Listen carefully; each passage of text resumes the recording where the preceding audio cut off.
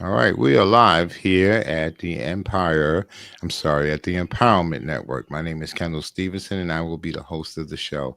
Thank you guys for tuning in. We usually like to start off with a moment of gratitude. So, right now, my moment of gratitude is that I'm here in this space with Shantelle Davis, and God has given me the opportunity to interview her.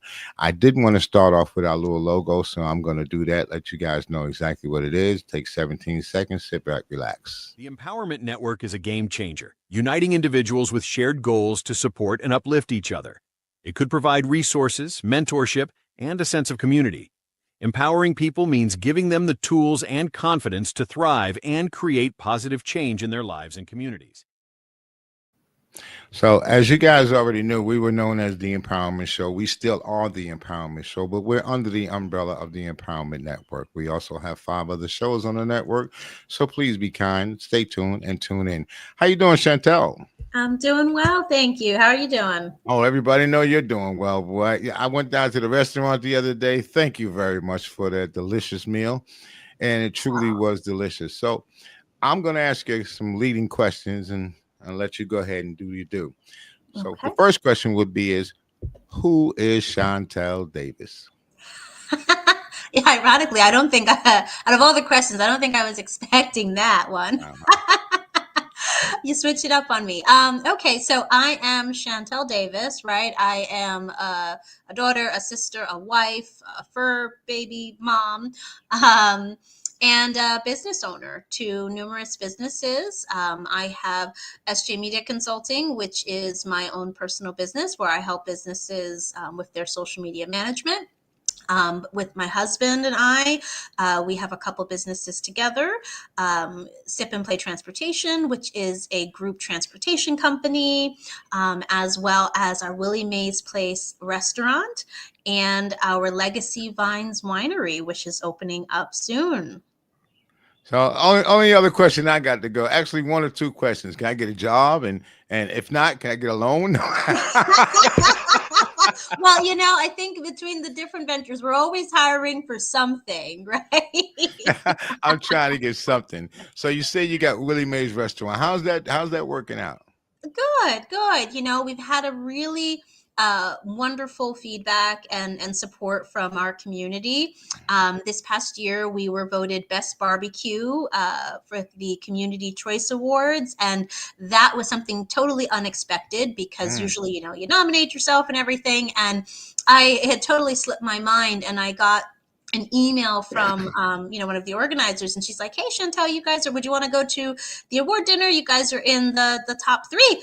And I was like, "What are you talking about?" I said, "I didn't share it. I didn't do anything." And she's like, "Yeah, we already went through 2 rounds of voting, and you guys are in the top 3, and we actually won." So, we uh, Willie Mae's Place is meant to feel like home.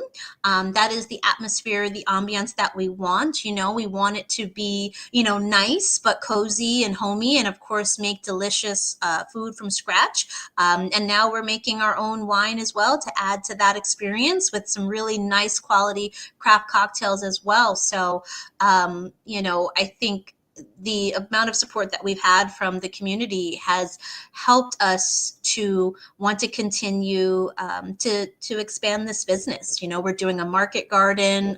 Brian's in the weeds now, getting that all together, planting our own lettuce, tomatoes, and a big with a big greenhouse. So if you come to the restaurant, I'm happy to give you a tour of everything that we've got going on, and just continue to see what new projects we'll do once this is done.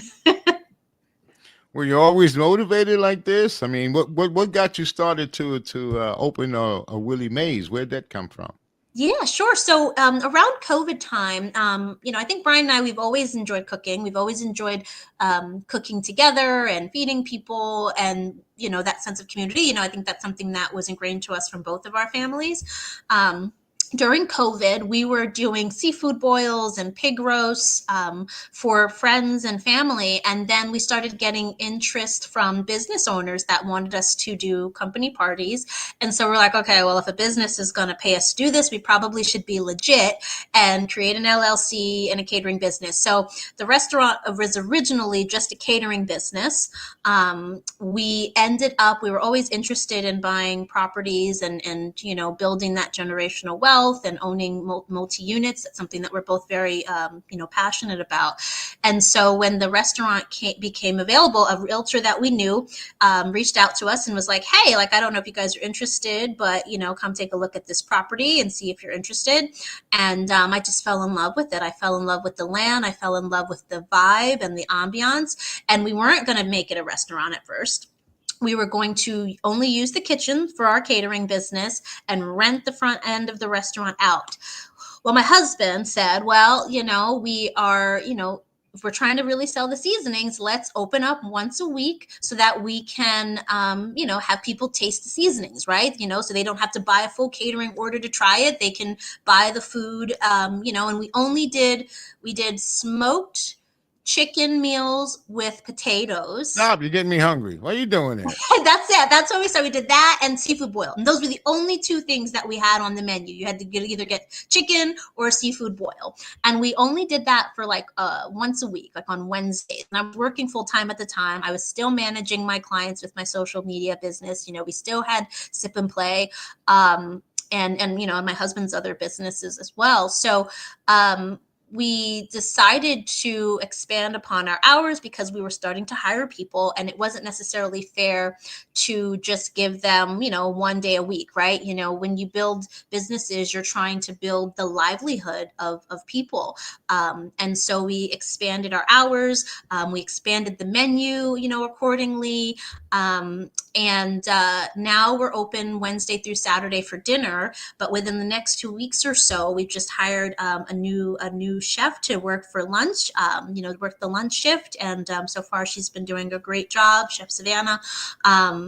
And we'll be open for lunch and wine tastings, within this month as well. So, that's a long story as far as how we came in to be a restaurant, because, and it's always interesting when I tell that story because, we had no intention of being restaurant owners. We had no intention of it turning into that. But, life happens. And the minute that you start hiring people and they're dependent upon you, you have to do everything that you can to continue to make it work and expand. And now that's where we're at. We've been able to increase our staffing. We're still hiring now. And, really looking forward to what the future brings. So that way we can continue to do what we can in our community and be the best, leaders and bosses possible. And I like to think that, we do a good job at that so far. Well, you said something that resonated with me. You use these words, generational wealth. So 2 questions. Do you have any children? No, we do not have any Plan children. on? Eventually. Okay, so when you say generational wealth, like I said, that's always a thing that hits me. I like to leave something behind for somebody else. Yes. Why generational wealth? Where'd that come from?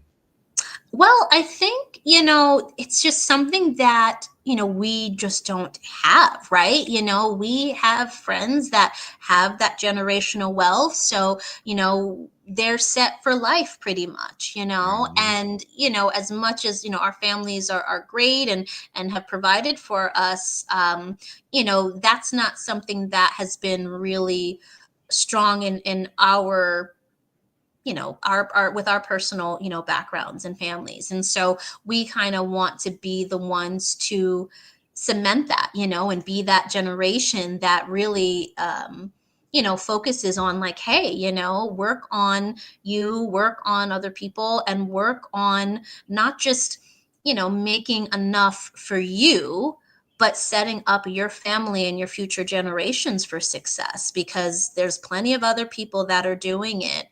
So why not us? So just in the restaurant business, how much education experience do you have? So I feel like with the restaurant, I used to work for a winery and restaurant, so I no technical schooling in that aspect. When it comes to recipes and techniques and things like that, it's all been, we make things from scratch. We tweak recipes. We create our own. We hire chefs now that make their own recipes as well. So for us personally, we're more so now, have that ownership role versus that technical culinary role. That's our job. Our job is to make sure that the business is still, running, and, bills are getting paid, right? Our staff is being paid, and, we're focusing on getting customers in more so than the actual cooking now. Now we do it mostly for fun and for, and occasionally sometimes you'll get lucky, and we'll do some catering as well. All right, when we come back, I want to ask you a little bit about your husband, and how you guys, who's the boss, and all that good stuff. And It depends on the I mean, day. it seems to be, I tell you, people ask questions like that, and my thing, like in my family, I believe that you lead by example. So there really isn't any real boss within my family. We're Mhm. companions as far as my wife and I. And that generational wealth, I think that really resonated and hit me at home. Okay, because I'm an aging, mature man, and this is something that I've always thought about. I'm going to ask you about that generational wealth right as soon as we get back. So hold on, we'll be back in about 30 seconds. People got to pay the bills. Hello, I'm Shantelle Davis from Willie Mae'S Place and Legacy Vines Winery, located in Gilbert, Pennsylvania. We're the only restaurant and winery experience where we pair delicious homemade scratch kitchen Southern comfort food with delicious homemade wine. All of our tastings will include some type of food and wine portion pairing, so definitely check us out. You can visit us at williemaysplace.com, legacyvineswinery.com, and also follow us on our socials, Willie Mae'S Place Restaurant. Hope to see you soon. Isn't it weird looking at yourself? Mm-hmm. Yeah, I listen to you. Sometimes I listen to myself and I'm like, you sound kind of weird Yeah. there, guy. But yeah, so let's talk about this generational wealth. Where did all of this come into play? Is this something that you got from your parents? Because usually ideas and thoughts like that are something that's passed down from generation to generation. And unfortunately, with us, we have a lot of broken families and maybe sometimes dysfunctional or misinformed families. So where did you get this knowledge that we need to have generational wealth? Honestly, I can't necessarily say that it is something that we've gotten from our families. I think it's really, we have gotten that mindset from our friends, right? And from when you befriend people that are doing well and better than you, and everything like that, you can really grow and you can see a different perspective.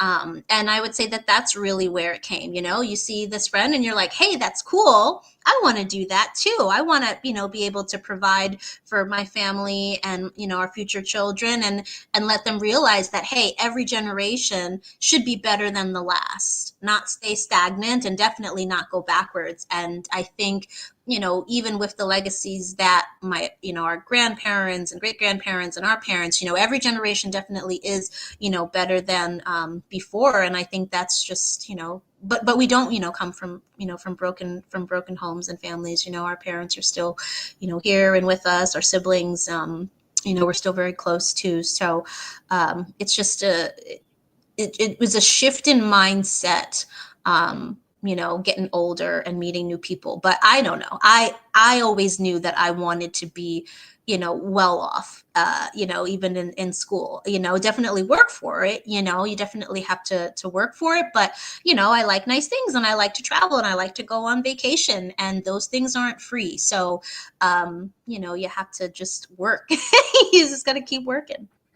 So you found entrepreneurship to be the avenue in which would provide those things for you. Definitely, So if definitely. someone wanted to get into this entrepreneur, young person, you're a young person, so it's kind of hard to say young person because, yeah. Matter of fact, let's go down that rabbit hole for a minute.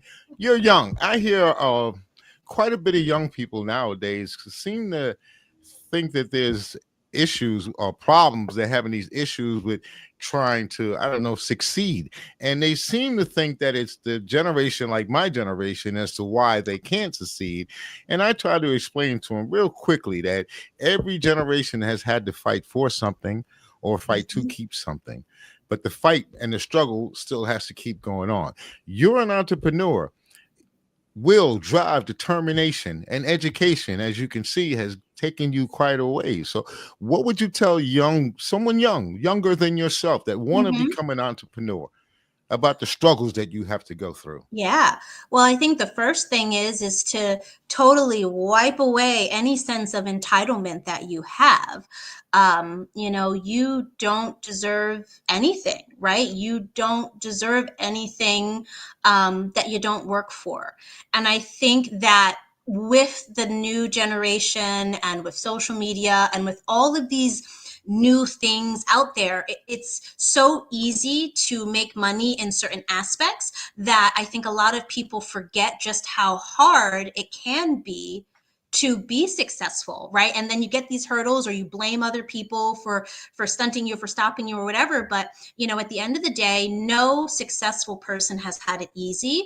No successful person has had a full clean ride in order to get to where they are. You have to struggle. You have to learn from mistakes. You have to be moldable and and just not be entitled to, you know, I need to have this big salary. I need to have this. I deserve that. And this is what, and it's just like totally get that out of your head and really just focus on learning and being the best professional or person within your craft that you can be. And once you stop blaming other people, once you stop realizing that what other people do has nothing to do with you and your work ethic and what you need to do to succeed, then I think things will change. But until then, you're not going to be successful.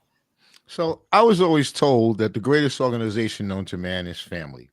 If you have a strong family, then you can build a strong organization. Would you agree? Not necessarily. Well, what do you think propelled you to where you are today? I'm stubborn. Well, not I'm, only I'm that, stubborn, you know? if Yeah. Brian didn't say the things that he would say, like, we should open our own restaurant, let's get an LLC. Or if your Hmm. father, if he didn't get involved in the things that he got involved in and did the things, do you really think that you would be Shantelle Davis, the same That's one a really today? good question. Um, things could have been different. I think that I'm without, these new connections and things like that, I probably would have been on a different career path. And there's still things that I want to do. I still, I went to grad school because I wanted to eventually be a lecturing professor. That's still something that I would love to do one day. So I think that maybe if I hadn't had, these new connections and things like that, I might have just stuck with that type of career path and gone into academia because I genuinely, love school and I would love to go back. But yeah, I think, you know, it opened up my eyes, right? Working for small businesses and meeting new small business owners. And also, I think coming to a point where maybe you're at a workplace and you're not happy and you're not fulfilled, that's what I think is the biggest catalyst for change for me for entrepreneurship. Realizing that I wanted to have the autonomy to work from home, the autonomy to work abroad, the autonomy to go on vacation and leave and not have to ask a boss, hey, can I have 2 weeks off or can I have these days off? So I think at one point it was a matter of did I prefer time or money? And at the end of the day, there's always something that you can do to make more money, but you only have a limited amount of time. So really focusing on what makes you happy, um, and what path that will be. All right, we're going to take another one of those pay your bill breaks. We got the Wolf Pack with Wolf Pack Apparel coming up young kid, strong. But when we get back, I want to ask you about the winery. When you plan on starting it if it hasn't opened, and then I got some questions to ask you about my man Brian. Okay, You be got it. back in a second.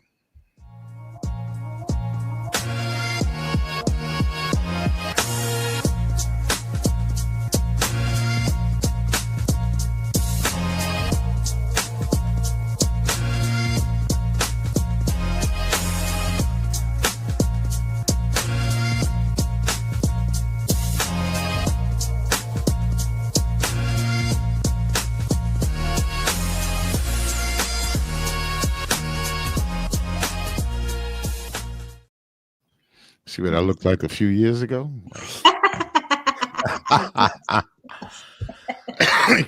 Can you imagine being that age again? My Lord. Uh, you Well, you know, might be able because they're probably not that far from your age now. So yeah. listen, let's let the cat out the bag. How old are you, young lady? So I am 30. Oh, goodness. How old am I now? I'm 33 now, I think. 33 No, years or old, and you 32. I think already it's have a 32. I think I'll successful be business 33 with this Willie year. Mae. You know, And, I and, stopped and keeping track when after I turned 25. oh, look at that. 33, you already have a successful business. Mr. Bryant, it's another business. What is the name of his business? Yeah, so my husband owns Full Circle Removal, Full Circle Holdings, as well as Brookstone Nordic Sauna, and he's also we're business partners in Sip and Play Tours and the restaurant and winery. He has this. You guys got a sauna? Yes, we have a custom sauna business. Yes. Oh, you make the saunas. Yep. I mean, we have one too. We have a sauna at home too. But yes, we How's that have a business? sauna business. Very good. Very, very good. It's really, really neat. It's the banya experience, because people are definitely more health conscious now, and so it's like a full, wood burning or electric, custom experience that people are able to get. I came along to a delivery last week, and it was a sauna that it like matched the siding of the house, so it's really cool to see how they can do a lot of different designs. Oh my Lord! Wow, and that business is flourishing too. Yes, So you yes, I got know that you they're you just waiting around for the winery? Yep, yeah. So the with the winery, we have our wine is in the tanks. We're just waiting on. There's like a backlog of filters, so we still so we're waiting to have that come in, because that has to be the wine has to be filtered before you bottle it. So that's the only thing that's kind of punting a what is it, a wrench in us opening up soon, but also I'm looking for a bartender as well, because I want to make sure that when we open, we're fully equipped and staffed to give our customers the best experience So where you possible. looking for your bartenders? Yeah, so we have ads up on Indeed and on social media. I've got some interviews scheduled actually for later today and tomorrow. So I'm sure that we will be hiring someone soon. And then, we'll have the craft cocktails, the wine tastings, craft beer, and really, have that as an additional experience when people come to the restaurant. Now I've gone down to the Cherry Valley Winery, Mm-hmm. and that's very family orientated. I've Yes. gone over to the Blue Ridge, and that's like going down to Soho. You ever Uh-huh. been downtown Manhattan in Soho? Oh, you're from Queens, so you know Soho is kind of laid backish, Yeah. bougie like. You know what I mean? A little Mm-hmm. like that kind of. What do they call them back in it? Yuppies. It's more like a yuppie Ah. kind of an experience when you go there. So what is going to be your theme? I think our biggest theme is home. We want people to enjoy their tasting, enjoy their food, enjoy the grounds. We can't compete with the land and the grounds and even the variety of wines that these other wineries have. Love loves Blue Ridge wines are great. Sorrentis, I love their wine and sangria.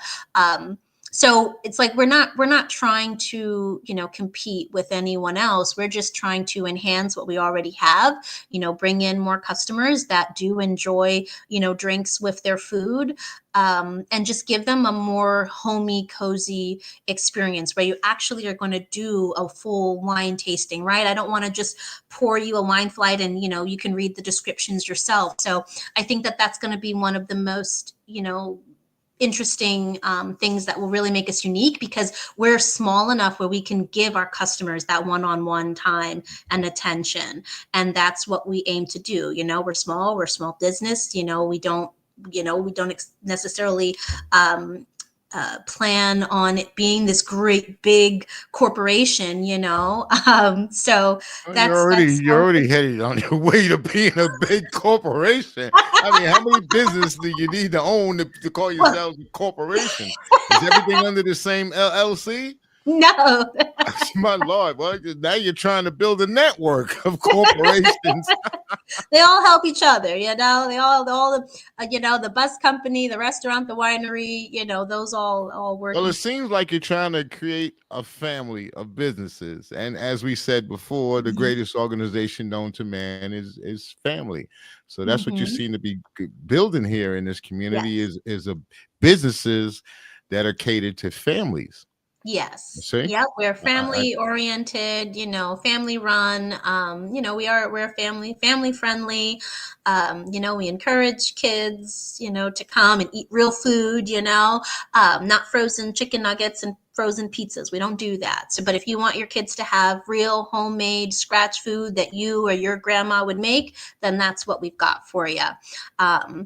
And there's games that people and kids can play. We have paper and color, crayons and everything. So yeah, we definitely encourage families to come and have a nice so time. this is going to be at the winery. Yep. Okay. And the type of food that you're going to serve at the winery? So we're still doing our Southern Comfort Food spin. I'm sure that we'll have different specials that make it, with interesting tweaks and changes. Like this weekend, we have a Mother's Day brunch. So we have a couple new things that we're doing, like we're doing steak and eggs with smoked bacon and turkey sausage. We're doing like a fried shrimp po' boy sandwich with lobster, on top. So there's a lot of different things that could be, that are in the works, but primarily, we like to stick with our Southern comfort food, theme. Go ahead, relax. I'm with you there. Southern Comfort. Yep, Southern comfort. So, smoked barbecue, brisket, seafood gumbo, shrimp and grits, jambalaya, fried shrimp, fried fish. I know that's one of your favorites. You gotta give us some sort of advertise. What we you got to give us another advertisement, one that we could post out at least with a menu that states what you have, what people are Yeah. looking for. Because just by you talking about it, making me hungry. It's getting close to dinner time, and I'm starting to feel it a little something something. Oh yeah, yeah, yeah. See, you got to come over. We're open till 8 o'clock today. Yeah, I gotta grab my wife, see what she gonna make first. Now, if she wants to roll over there, we in the car and we on our way. All right, Ms. Shantelle Davis, thank you very much for coming on to the Empowerment Show on the Thank you for Empowerment having me. Network. Thanks for also being a friend and supporter. Anytime you like to come on and you feel that you have something that you want to put out to the public, please do. My time is your time. And we here at this station, we love you and we're glad that you're here. So God bless you. Thank God, you. thank you. And the community thanks you. And I understand that you're also involved in a lot of different community activities. I see you all over the place. So you're a pillar of the community. And you're definitely an inspiration to those that are younger than myself. The youth, as they would say. What is that? That's Youths. not ZX. Is that what is it? ZXA? I don't Gen know. Z, yeah, Gen Either Z. way, the younger people, if they don't look up to you, they should. And they should learn some things from you. At least to begin with, how to be a better person and how to be closer to God. And That's we right. can do that, then we can be successful. All right. Yes. So this is Kendall Stevenson again from the Empower Network, and we are on the Empowerment Show.